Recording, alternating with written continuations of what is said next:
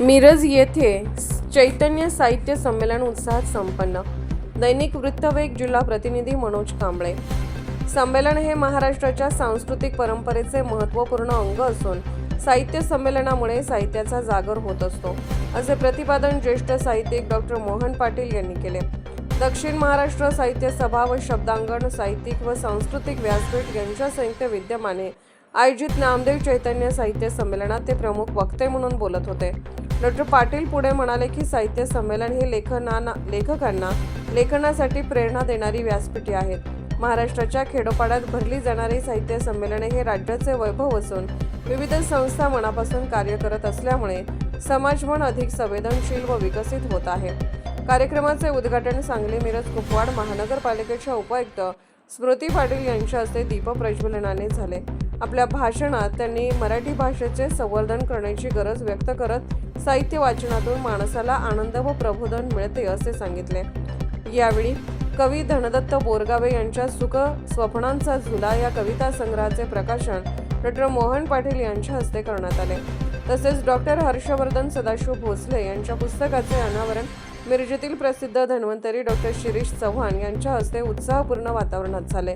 Homeopathy क्षेत्रातील अभ्यासू प्राध्यापक व संशोधक असलेल्या डॉक्टर भोसले यांचे हे पुस्तक विद्यार्थ्यांसाठी व अभ्यासकांसाठी मार्गदर्शक ठरणारे असून संशोधनाधिष्ठित मांडणी, सखोल विश्लेषण व सुबोध शैली ही त्यांची वैशिष्ट्ये आहेत। कार्यक्रमात नामदेव भोसले स्मृती पुरस्काराचे वितरण डॉक्टर मोहन पाटील, स्मृती पाटील, गौतमीपुत्र कांबळे व डॉक्टर शिरीष चव्हाण यांच्या हस्ते करण्यात आले। यामध्ये पत्रकार व सामाजिक कार्यकर्ते सुनील इनामदार, इतिहास संशोधक मानसिंग कुमठेकर, निसर्गप्रेमी प्रदीप सुतार तसेच मिरज विद्यार्थी संघ या संस्थेचा सन्मान करण्यात आला। शब्दांगण साहित्य पुरस्काराचे वितरण गौतमीपुत्र कांबळे व डॉक्टर विनोद परमशेट्टी यांच्या हस्ते झाले। चैतन्य माने पुरस्कार धर्मवीर पाटील यांच्या दिवस कातर होत जाताना या कविता संग्रहास विवेक माने स्मृती पुरस्कार महादेव माने यांच्या वसप कथा संग्रहास तर ऋतुजा माने स्मृती पुरस्कार डॉक्टर सोनिया कस्तुरे यांच्या नाही उमगत्ती अजूनही या कविता संग्रहास प्रदान करण्यात आला।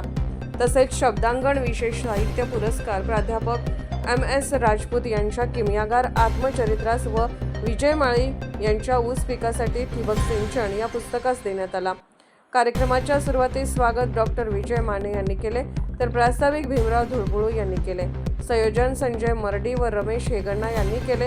बसगोंड कबाडे यांनी आभार मानले तर सूत्रसंचालन नाना हलवाई यांनी केले। यावेळी डॉक्टर प्रताप भोसले, नगरसेविका विद्याताई नलावडे, महेश कराडकर, सुधीर कदम, अभिजित पाटील, डॉक्टर मयुरी भोसले, मधुसूदन भोसले, डॉक्टर विक्रम कोळेकर, डॉक्टर केशव नकाते, मनोरमा भोसले, प्रणव माने, रघुवीर चव्हाण, इमाम पटेल, प्रमोद इनामदार, शांताराम कांबळे आदी मान्यवर उपस्थित होते।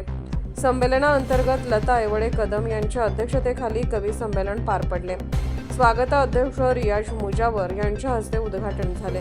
या कवी संमेलनात लवकुमार मुळे, डॉक्टर स्वाती पाटील, विवेक वैद, प्राचार्य सदाशिव भोसले, आनंद हरी, मोहन राजमाने, नंदिनी पाटील, साळुंखे यांच्यासह सुमारे 30 कवींनी सहभाग घेतला। कवी संमेलना अध्यक्ष लता एवळे कदम यांनी कविता वास्तवातून सहज उमलली पाहिजे असे मत व्यक्त केले। त्यांच्या बाप व धागा या कवितांना विशेष दाद मिळाली। वृत्तवेग न्यूज नेटवर्ककडून मुख्य संपादक गणेश वायदंडे।